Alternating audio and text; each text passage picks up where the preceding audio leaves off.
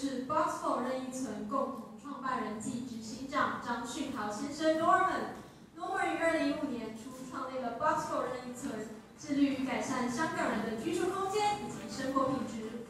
2016年拓展至台湾市场，2017年获得 B 轮资金1800万美金，持续每个月20%涨幅成长，总募资金额为2610万美金，被国际媒体誉为下一个即将带来技术革命的独角兽公司。今天Norman要与我们分享的题目是 Raise Up 解析新创募资，站上国际舞台。Raise Up Tips to Successful Fundraising, Road to the International Stage.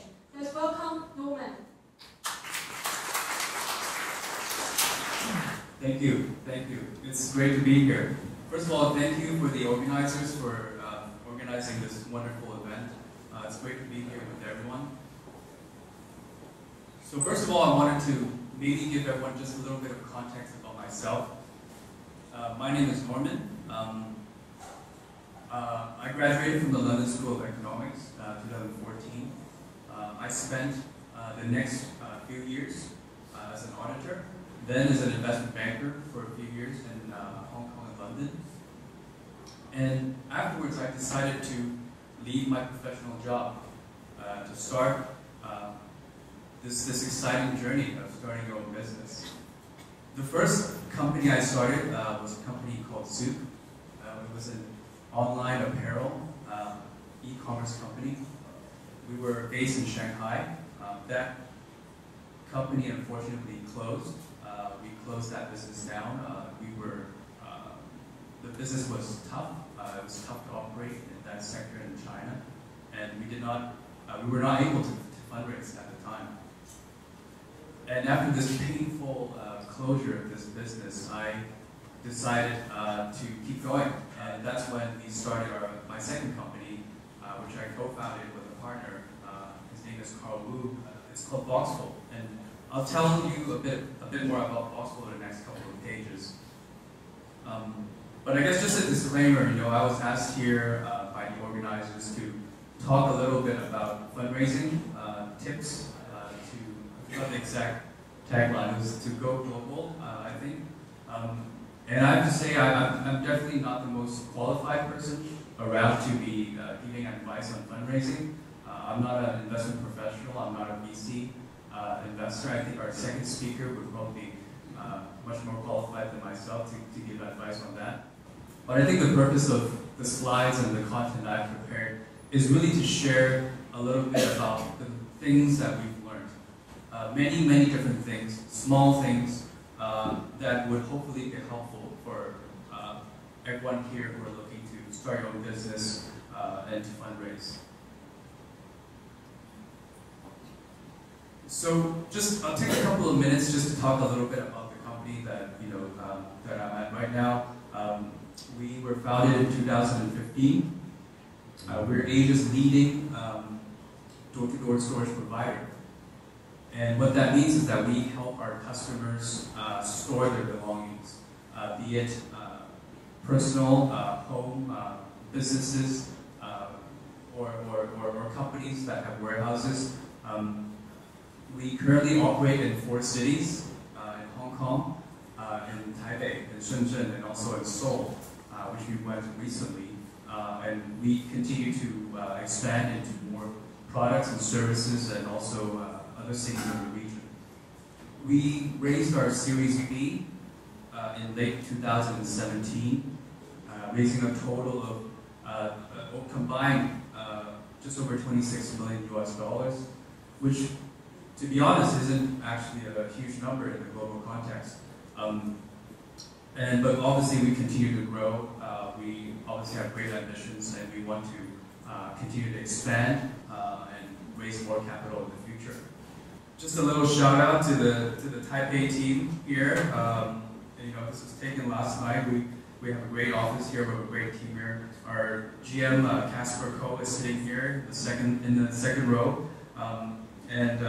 Just a little shout out to the guys. So our business is really about helping our customers store their items. This is our typical B2C service, where we ship and send packing materials to our customers. We then have our own network of fleet and trucks and movers to move these items into our warehouse. And customers can view and manage everything very easily on their laptop or on our app. And when they need it back, they just click a button. Some of our products, customers can store by the item. The green box you see, second on the left, is our most popular product. Customers can also rent by square feet. And we recently also launched a new third-party logistics business in Taipei, in Taiwan. And so, for that we help our customers. Many of them are SMEs. Many of them are corporates who have a lot of inventory. So we help them with their inventory management, and we have a great service there. So if anyone here needs that, please come talk to us. We recently launched a new store in Taipei. This is a soft launch, literally from yesterday, actually. And it's a new O2O concept where we allow customers to drop off and pick up items offline at retail locations. And obviously, we also launched a new product, which is mobile lockers on wheels. So it's a bit like Weedsong with wheels on it, which we move for our customers. And so it's a great new concept that we're trying out. And so please check out our store when you have some time. So just to get into, I guess, the main topic of the day, fundraising. I think fundraising is a topic that's been thoroughly talked about, thoroughly written about. There's a lot of literature out there. When you search on YouTube or you search on Google, there are tons of articles, tons of advice that you can get. I think for the next few slides, I'm just distilling what I think are key for people trying to raise money. And the first thing is really kind of the key ingredients, I think.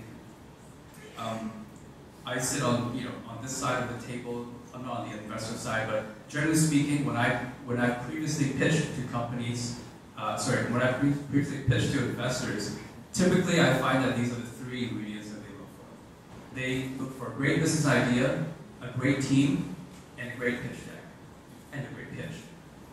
Under a business idea, I think TAM is the total addressable market is one of the most important things, I think. I think our first speaker and our second speaker both alluded to the fact that you have to go big, you have to go global. Your product or your service needs to address a large market. No one wants to invest in a product or a service or a startup that focuses on just one product or one market. And so TAM is very important. You may not have a large TAM initially. And most startups focus on one market first. And for everyone here, I presume it will be in Taiwan. No one has a huge TAM from day one, but I think the concept and the idea needs to have the ability and the quality to be expanded into other markets. And so having that TAM and also the scalability is obviously one important criteria. I think secondly is showing the ability to be profitable or a path to monetization. When you go into meetings with investors, they will drill down on unit economics, down to the very lowest level. So make sure your business has this quality. Make sure you're prepared to talk about unit economics because you will be grilled on unit economics. And I think thirdly, I would say it's a combination of barriers to entry / economies of scale / network effect. Ideally, your business has all of these things, but no business is perfect. So I think if you can check two of three of these boxes, I think you'll be doing quite well. Secondly is a strong founding team. I think a lot of investors invest in the founder and the founding team, and so having that strong founding team with a proven ability to execute, I think is something that I feel like investors typically look for. And so, even if you don't have previous startup experience, having work experience is important. And obviously, I understand that a lot of young people these days graduate from university and they go straight to starting their own company. And that's great. There's so many successful examples of people doing that and succeeding. Obviously, Mark Zuckerberg is a great example. But I think in general, I'm more of a proponent of people working for a few years first, gaining that experience at the workplace, learning in that environment, and because it is quite painful to start your own company and making mistakes on your own dime. You'd rather make mistakes working at a company than at your own company. And so that first few years of gaining that precious work experience, in my view, is something that's quite precious. Obviously, different investors and different VCs might have a different point of view. But nonetheless, I think secondly would be work really hard. You can show you work really hard, but you really need to work really hard. If you don't work hard, there are tons of other people working much harder than you. So obviously, I'm not supporting people who work kind of 18 to 20 hours a day, but I think in general, you owe yourself service of actually working as hard as you can, at least 100%. If you're working at 50% or 60% or 70%, that's not good enough. And there are other people working at 150% in the same sector, in similar businesses that you do. So make sure you work hard and obviously show to the investors that your culture is one that works hard. And obviously, initially, bootstrapping is almost a must. It's hard these days for companies to raise capital without proving anything beforehand. Even if you have a great concept, a great team on paper, I think it's hard. So bootstrapping is definitely something people will have to get used to. I think one of our early speakers also talked about the typical time it takes before one can raise money, and it typically is not a matter of months, but it could be years. So be prepared. Make sure you have savings, and that's why working for a while is good, because you can save a little bit. But also, don't overcommit. Don't overcommit in the sense that don't put all of your savings in the business. Put some of it. It's good to show you have a bit of skin in the game, but to put all of your savings into this business is risky. And obviously, do not borrow money. I mean, borrowing money to invest in your own business is silly. I know would probably advise anyone against doing that. Thirdly, I'd say a pitch deck is obviously essential. In that pitch deck, don't forget to tell your story. People like to hear about founders. They like to hear about your story, how you came about with the concept, and what you want to do with it. And obviously illustrate the pain points and the solutions. But don't forget to tell that story. I think a lot of people get lost in putting together pitch decks that are very data heavy, that are all about trends and macro and industry, and kind of obviously all the other good things with data and numbers. But don't forget to tell your story. People like stories. Tell your story. The deck should really be well researched, clear and comprehensive. And I would say keep it under 20 pages, and I'd say make sure each page has a very important purpose. If that page doesn't have a purpose, take it out, delete it. The deck should be top quality. It should be well formatted, it should be consistent. All figures should be backed up, nothing should be made up, everything should be referenced. I think these are basic, and and it's very important as well.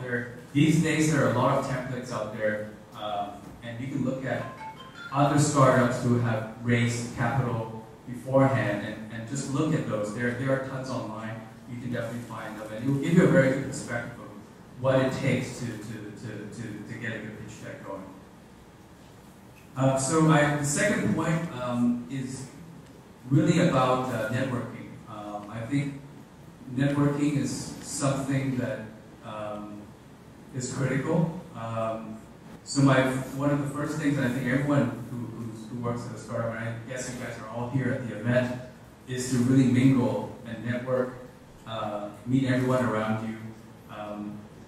Obviously on LinkedIn, at other events, Meetup, there's so many situations for you to obviously learn to be more social and outgoing. You know, practice it.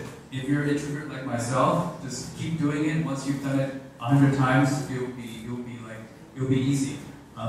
When you're at big events, try to be efficient. You know, there are a lot of events throughout the year. You can't go to all of them and try to meet everyone. Obviously, that's a bit contrary to the first point, but if you know what you're doing and you have a purpose, be efficient. If you're coming to this event and there are certain speakers you're looking to meet, or there's certain attendants that you're looking to meet, just make sure you go there early, meet that person, talk to them, exchange your business card, and check that box. You know, don't hang out here all day. I guess it depends where you are in your startup life cycle, but a lot of startups obviously need to simultaneously work on fundraising and work on product development, right? So you need to be able to spend your time wisely, and so also a reminder just to be efficient. And hopefully over time you will build your contacts. And contacts are really important.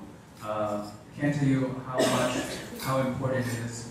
It has been for Boxful for us to get to where we are here by having contacts and knowing people. You know, be it business opportunities, or finding good partners to work with, or recruitment, for finding talent, or building connections for the future, and referrals. So these are all great things that come out of networking. Don't be afraid to share your ideas. Actually, here I say don't be afraid to exchange your ideas, because I feel like there's also a two-way thing with networking and meeting people, in that you should always try to hear the other perspective as well. Listen to what the other person has to say, what kind of business ideas, what kind of projects they are working on. I think through that exchange and interaction, you will learn about the other businesses too, and other sectors and other products. And I think that can also inspire you to continue to refine your own business.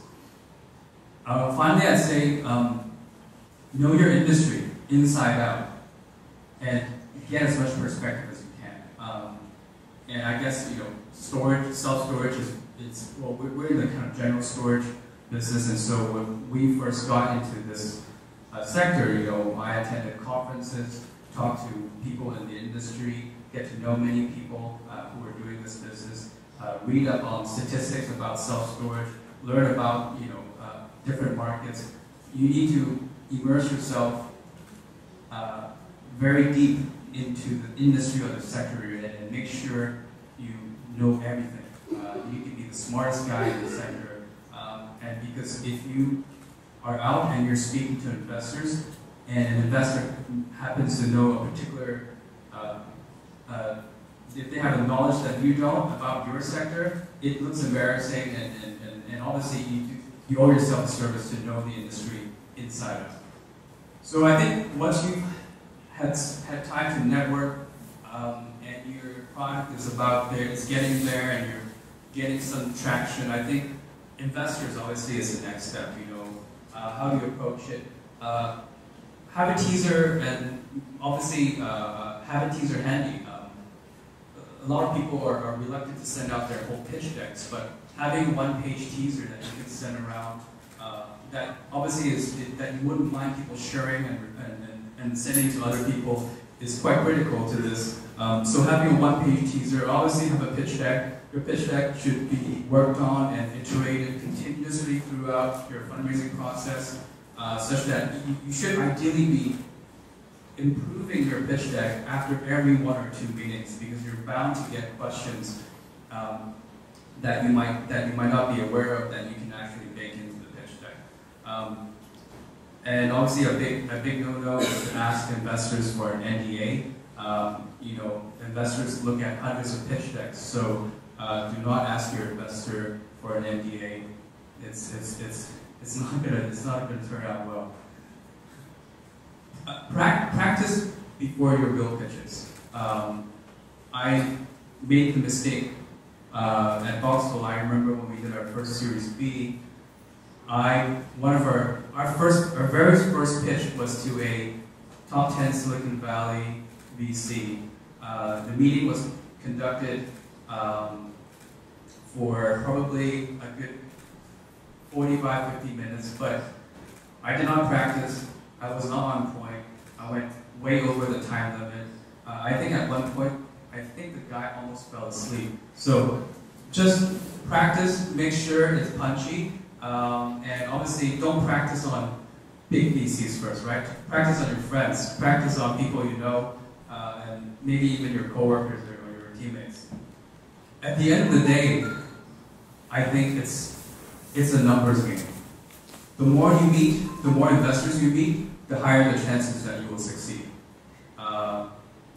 If you meet 10, that's it. That's your pool. If you meet 100, then obviously your chances are greater. Now, obviously, don't blindly go out and meet 100 investors all at once. You meet a small sample first and continue to iterate your pitch. And so, don't give up after 10, 20, 30 pitches. You just need to keep on going. I pitched easily more than 100 investors, and I can't, and obviously I think the odds are there. No one's perfect, so make sure you pitch to more people. And I think an underrated thing is to follow up. After meeting an investor, regardless of how well or how poor it went, be sure to follow up. I think a lot of times the investor, just by reading the body language, it may not be always an accurate sign. So make sure you follow up. Investors who you meet early in your life cycle could always come back and invest in you in subsequent rounds. So following up, show to the investor that you're keen, show to the investor that you're professional, and always keep in touch. You never know, someone might ask people that you've met for references, and so even if it's just a normal meeting, you could be reference checked upon that. So make sure you follow up with investors. A practice that I do is to keep track of investors of their status, what they feel about notes that you've taken, questions that they've asked, so that when you meet them again in the future, you know what they could potentially ask you again. And so that's always a good practice, I think. Number 7 is finding an anchor or lead investor. Obviously, it's not an easy thing to do, to have someone to lead around, but I think in our experience it's been helpful, especially if your lead investor has a good reputation or is well known in the market. It does make the subsequent meetings slightly easier to know that you do have a lead in there, so that's a great thing to have. Lastly, I'd say on investor side to diversify your investor base. I think in the traditional fundraising world, obviously VCs would have the deepest pockets, but I think it's important to diversify. Consider strategics, people who potentially could understand your business or in a similar sector. For instance, for Boxful, for us, we raised money from certain developers as well, because developers naturally are in the real estate business. Obviously, Boxful essentially, we have a pretty big real estate component to our business as well. And so, by approaching investors who understand your sector, would sometimes be a great additional source of funding. Obviously, you can also talk to tycoons, family offices, high net worth individuals, friends, and there are obviously a lot of government programs and grants. So diversify your source of funding and don't try to rely on any one single one. So I guess on valuation, one thing is when you're fundraising in the early stage, try to aim for some traction in your business. Having some traction in your business, be it whether you already have customers or users or people who are paying you, it would help you when you go out and fundraise. It would both be easier and it would also boost your valuation to know that you have some traction in your business. Try to work on an MVP to test the market out. You don't have to build out the entire product, the entire service before you reach out. Having a minimal viable product and gaining good traction on that and going out for funds is completely acceptable and possible. And I think in general, I think benchmarking is the simplest way to value a company.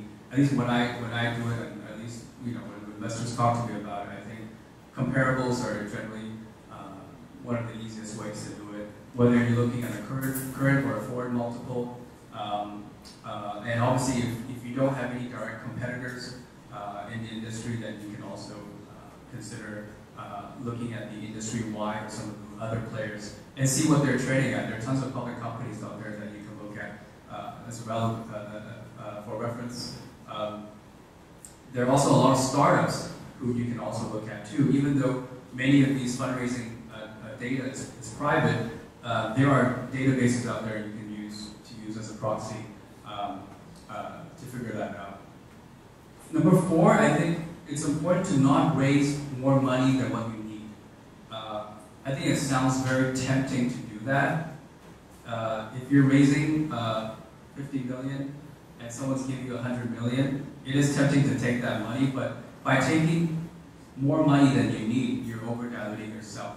Obviously, the purpose of taking that money is to reinvest it, well, to invest it into the business and generate as much return as you can. And so, try not to take too much money. Don't be too greedy with valuation.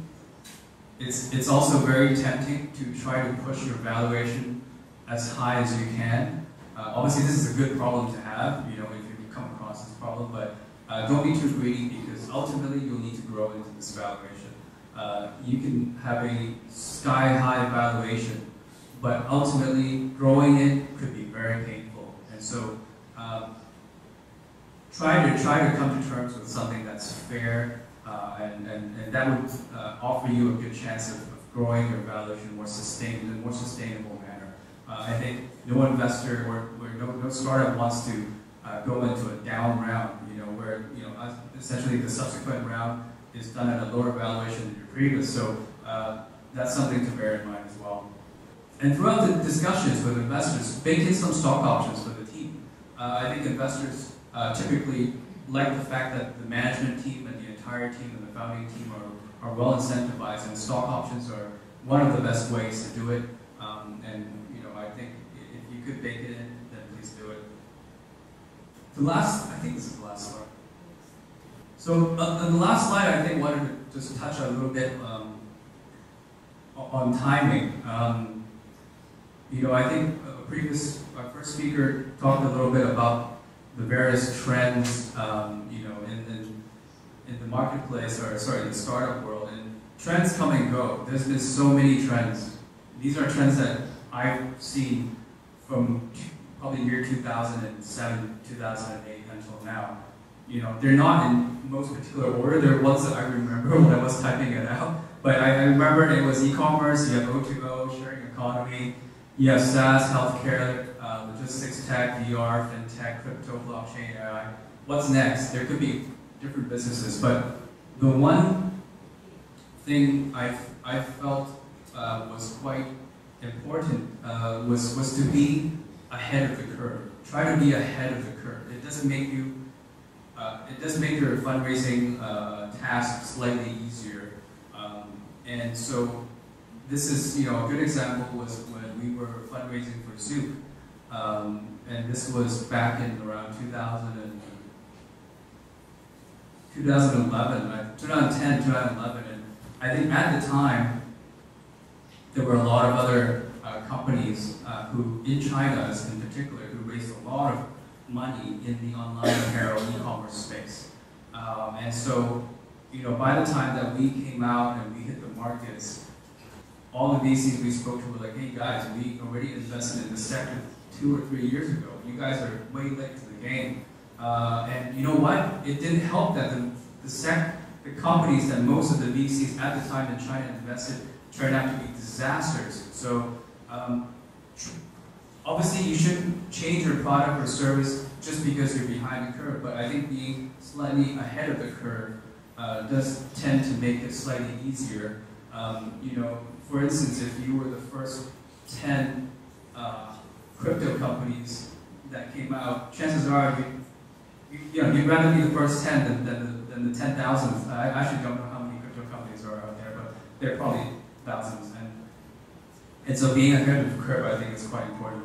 And so if you're ahead of the curve, I think you have investors, I guess, will probably be in more of a fear of missing out kind of mode, as opposed to a joy of missing out, which is when you're behind the curve, and investors may not even want to see you if you're launching a business that's already behind the curve. Point 3, I think, be mindful of market sentiment. I think we're lucky. We're in a 10-year bull run. We've not had many ups and downs in the last 10 years. There's been a lot of money being pumped into the economy globally, and so people are fundraising left, right, and center. It's a good situation to have. I think when the markets turn sour, when we start to have a bear market, I think people will have more resistance. So just something to bear in mind. Sometimes even just sharp dips in the market, when for instance, with the S&P drops by 6 or 7%, which is a pretty huge drop, I think it does affect sentiment of investors, and in particular, if you're talking to angel investors or seed investors or non-institutional investors, e.g. like family offices and investors like that, they would be very subject to these kind of market sentiments, and it could potentially change their decision making. And so, something to be aware of, and obviously it's hard to time the market, but you have to try. Number 4, I think, to bake in more time between your first meeting and closing your fundraising, especially in the early stages. It is tough because you don't have a lot of results to sell. So try to bake in more time. It's definitely the more safer approach. And I'd say, and obviously over time, one tends to be better at fundraising and pitching. And so maybe initially it's tough, but I think if you successfully raise a seed round or an angel round, and you've been through that process, and you met 50 investors, and you know how to do it, the second time you do it, when you go for your A or your pre-A, and then when we would get to your B, you become much more fluid at doing it. Momentum. I think momentum is something that's quite overlooked. When I say momentum, I mean you could go about maybe meeting 20 investors and you get 20 rejections, or maybe 50 and you get 49 rejections. But once you start to have momentum, as in you see your 60th to 70th investor, and you start getting 2 or 3 nods, that's momentum. That means you are onto something. That means your pitch deck is working. And when you have momentum, you have to make use of it. It means that what you're doing is working, so you need to expand the number of people you're seeing and accelerate and expedite that process as fast as you can. You don't want to leave an investor who's interested in investing in you sitting on the sideline and asking them to wait for 3 months while I get enough investors to close this deal. Once you have investors who've expressed interest in investing, you need to try and gather as much momentum as you can and close as soon as possible. So once you get momentum, once you get indications from investors, obviously you need to familiarize with the kind of process side of things. Make sure you familiarize yourself with term sheets. Investors will give you a term sheet. You don't want to look silly and not know some of the terms on there. So download 20 term sheets and just read it at night. Make sure you understand every single definition on those term sheets, such that when it comes to you getting a term sheet from an investor, which is a great, should be a day of celebration, you won't feel like you can't have a kind of face-to-face discussion with the investor on those terms. I think the final thing is just be prepared and quick to close. Make sure everything you need is there. You need to have your data rooms. You need to have your company particulars. You need to have your paperwork. You need to have your legal advisors. These are all guys all things you should line up well in advance. Don't leave that until the last minute. It could take you weeks just to get some of these things prepared. So be prepared, and if you do happen to get investors who are investing in you, try to close it ASAP. Yeah, that being said, that's the end of my speech. Thank you so much for your time. I also put down our contacts if you need to contact us for anything. We always love to chat with people. So thank you so much. 谢谢朋友们。